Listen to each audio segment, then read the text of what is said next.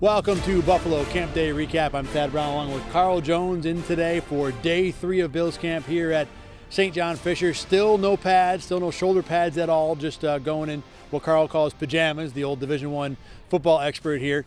But it is an accurate term for what these guys are playing in compared to what a normal set of gear would be. Let's start out with our reactions to what we saw at camp today. The number one thing I got to talk about is the Damar Hamlin one-on-one interception. I know you didn't see it, you're just going to listen. That's fine. Hamlin today, I don't remember what tight end it was. I think it was Quentin Morris, but I'm not sure. So it's a one-on-one drill where it's safety against tight end, and it's a drill that, as Carl will tell you, is geared towards the offense winning because essentially the receiver has the entirety of the football field to get open, and the defender has to cover one guy wherever he goes. Well, in this play, Hamlin had absolute superb coverage. He was kind of trailing the receiver with the left side of his body pointing downfield at the end zone. He reached up with his right hand, knocked the ball away. It kind of deflected up in the air, and with the same one hand, reached out, pulled it in for an interception. By far, as far as I'm concerned, the best play of training camp. Now, it was almost top a little while later. You saw this one. James Cook put some reserve linebacker in a body bag at some point today. There was a little swing pass. Cook caught it, made a move, and this poor guy went Charlie Brown. Shoes and jerseys and just stuff flew everywhere. And Cook looked like everything the Bills hoped he would be in this camp. Oh, 100%. I mean, when the Bills drafted Cook, you want his explosiveness on display, his receiving ability.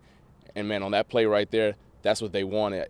I'm interested to see where things go from here in terms of his pass-catching ability and then his ability to blitz pickup, because that's going to be his way on the field, right? You don't want to be a tendency breaker. Oh, James Cook is on the field. The Bills are going to pass. They're going to give him the ball. But if he can take it up a notch and be able to step up in the A gap and block those backers, then the Bills might have something special with that. But going back to the DBs and Damar Hamlin, I thought the DBs had an impressive day, not just today, but the first 3 days so far, especially with Trey White on the mend. Who knows when he's going to come back, still on the PUP list.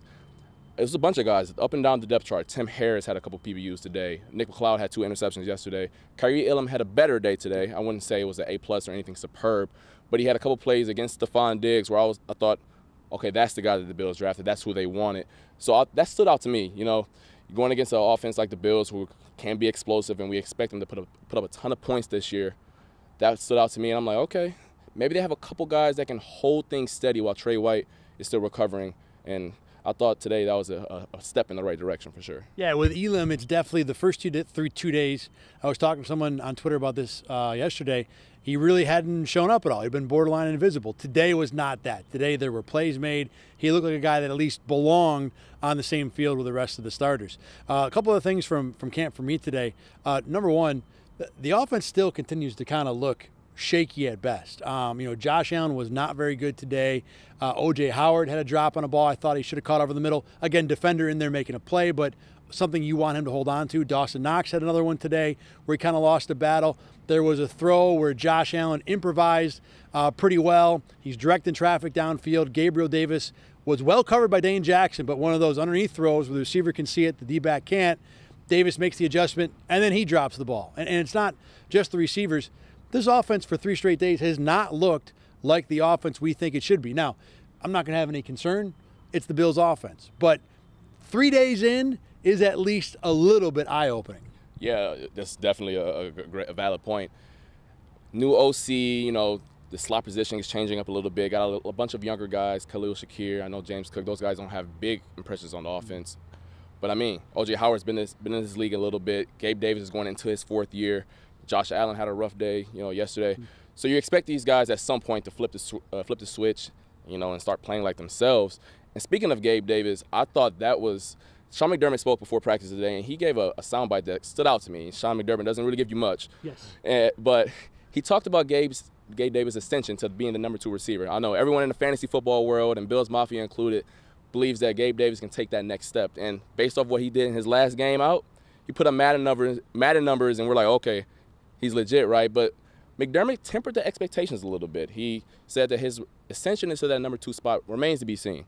He talked about how he has to earn that spot, and you'll hear from that right now.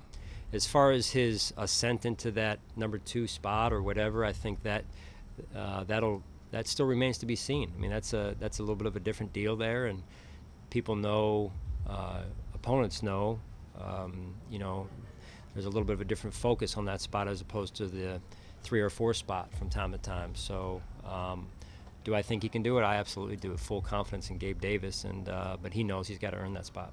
One of the fun parts about training camp is that every single year there's a whole new large group of guys who come in with dreams of making it to the NFL, guys who are maybe lower on the roster, people you haven't heard of, but there are some that have just incredible stories about how they got to this point. And Carl, you sat down with one of them today. Yeah, I was very fortunate to be Kingsley Jonathan's teammate in college, and great guy. I knew that he was from the continent of Africa and knew about his story a little bit, but I had no idea the depth of his story and how deep it goes.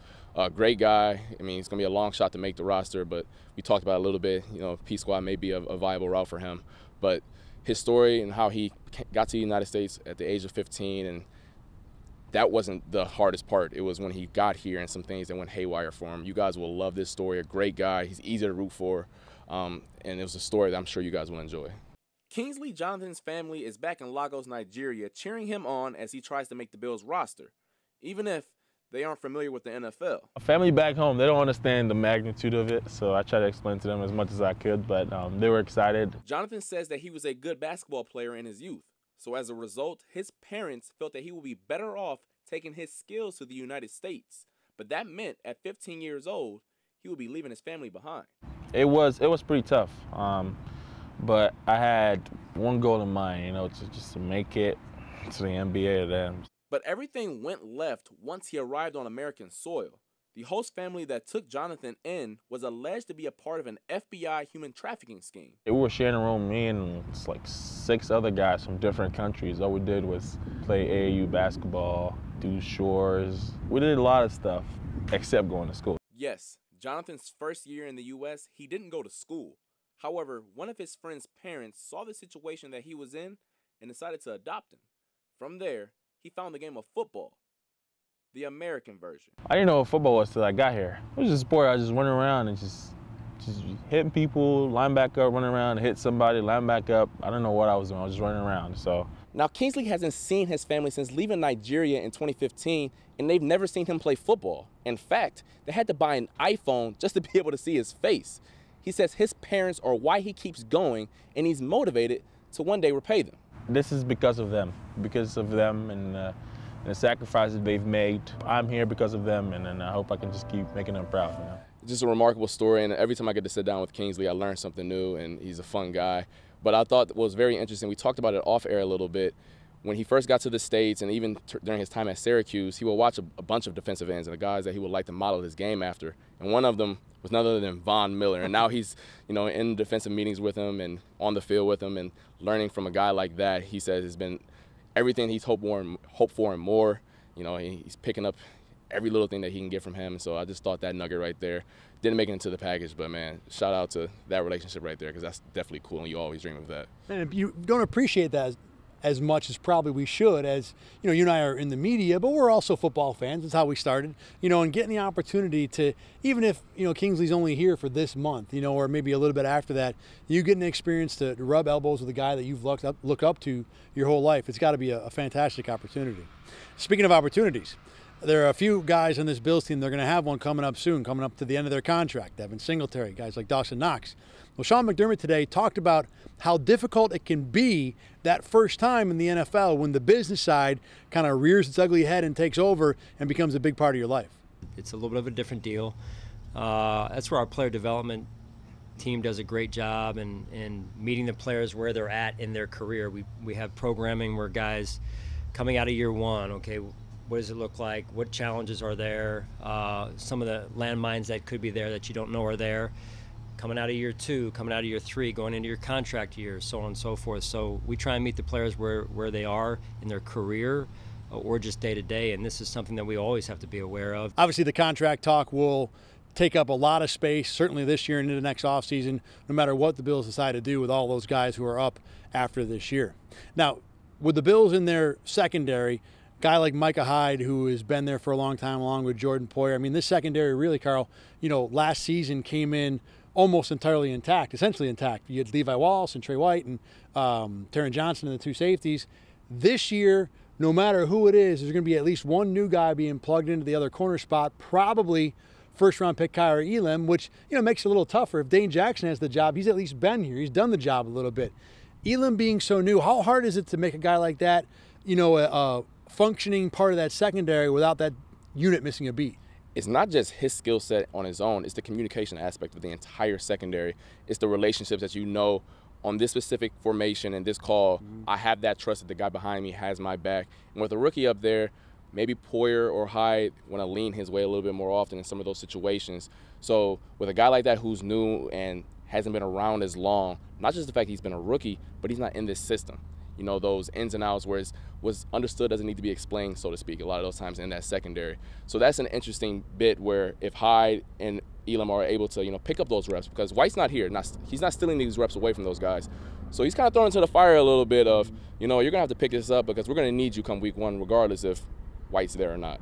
And it might be a good thing, too, just like you said, that Trey is not really a part of this camp just yet, that Elam gets all those first-team reps. Hyde, by the way, talked about how Elam can integrate himself into this secondary maybe a little quicker than another rookie might somewhere else. He's able to step in right now with some guys that have been together for a long time, and so he hears what we're talking about. He hears how we see things in meetings, and so you know, he can paint the picture himself, and just by asking the questions that he asks. So I think you know, I can't speak for him, but I feel like, you know, if I'm a young guy in his position, I'd be real fortunate to step in that position. And we're not asking him to be, you know, anything that he's not. Just go out there and play your ball. He's going to have mistakes. Every rookie does. My rookie year, you know, I made a lot of mistakes, but as long as you learn from those mistakes, you'll be fine. Hyde was Mr. Storyteller today during his press conference time. Number one, he was asked about whether Tim Settle, who's already become notorious as a pretty loud, boisterous guy, if he's louder than Isaiah McKenzie, who is the reigning champ of loudness in that locker room. And Hyde said, look, Settle's loud all the time, just how he is.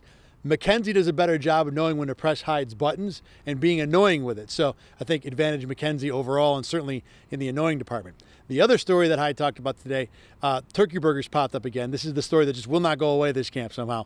Apparently the Bills are keeping track of how many turkey burgers they have this camp. Hyde's at 5. The leader right now is Trey White with 11. I guess ACL tears are fed by turkey burgers.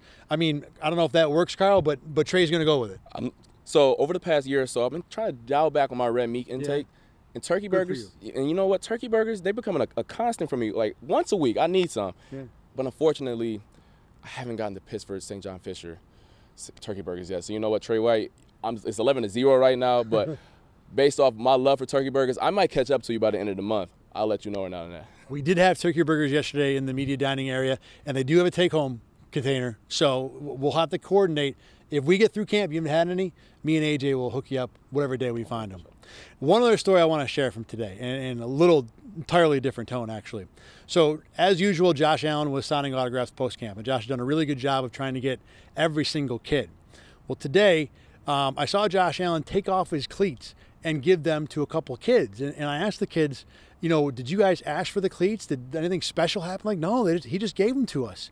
And a couple of young men from the city of Rochester, and you could tell very obviously that they were, you know, a little different than everybody else. You know, most people come to this camp, they have hats and T-shirts and jerseys, and it's like a sea of red and blue. Well, these two young men who are brothers, 14 and 12 years old, they didn't have any of that. You know, they didn't come prepared. They didn't have all the Bills gear, all the things to sign. So Josh Allen, being Josh Allen, he said that, you know, there was just, he didn't say this, but at the end of the day, Josh Allen wasn't going to let those kids leave without anything. So what he gave them were his cleats, pulled them right off his feet, signed each one, and those two young brothers go home not only with a heck of a memento, but an even better story. That's going to do it for us here on Buffalo Camp Day Recap for tonight. Remember, you can watch us every night. There is a Bills practice here at Fisher at RochesterFirst.com. You can also listen at Spotify every single time. For Carl Jones, I'm Thad Brown. We'll see you again tomorrow.